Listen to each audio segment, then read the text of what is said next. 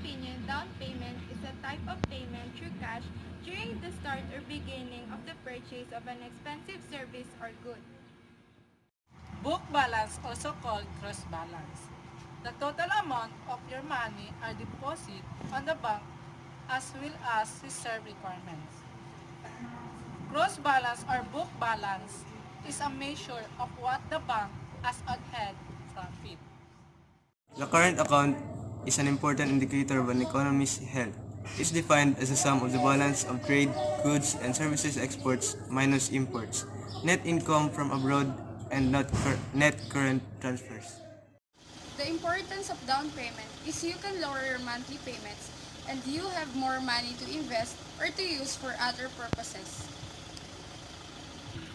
Gross balance or book balance may help companies use to describe the amount of money available to pay vendors and make purchases after any adjustments have been made for deposits in transit, checks that have not yet been cleared, reserve requirements and interest received from float funds.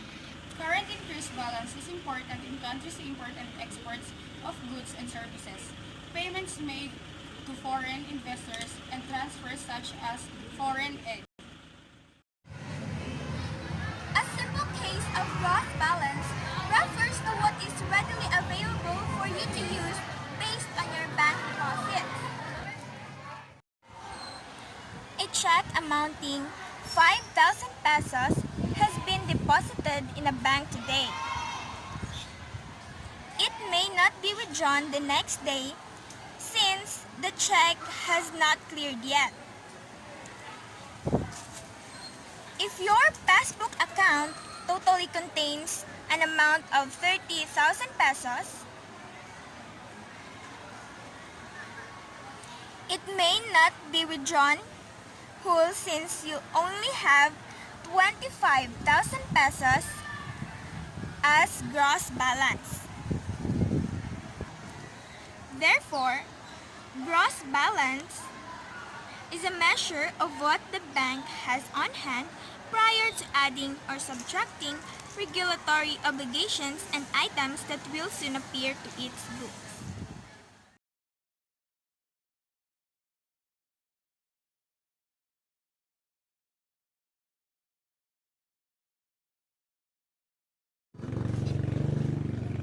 Given the current bill of 99,386.59 pesos, the minimum required payment is 0.05 times 99,386.59 is equals to 4,969.33 pesos.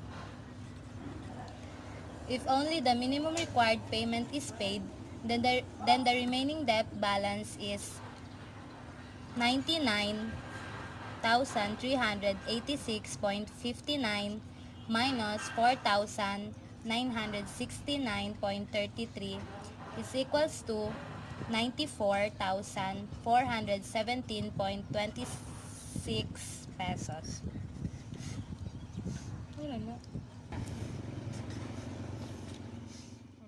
Some of us who don't know what is interest and commission, how these two works, and what are the importance of this in our life. In this video, we will focus on these two.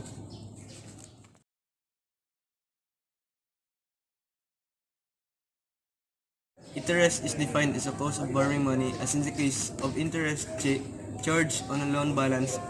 Interest can be calculated in two ways: simple interest and compound interest.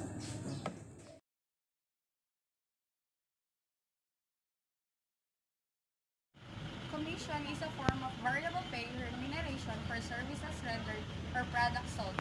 Commission is a common way to motivate and reward salespeople. Commission can also be designed to encourage specific sales behaviors. For example, commission may be reduced when granting large discounts.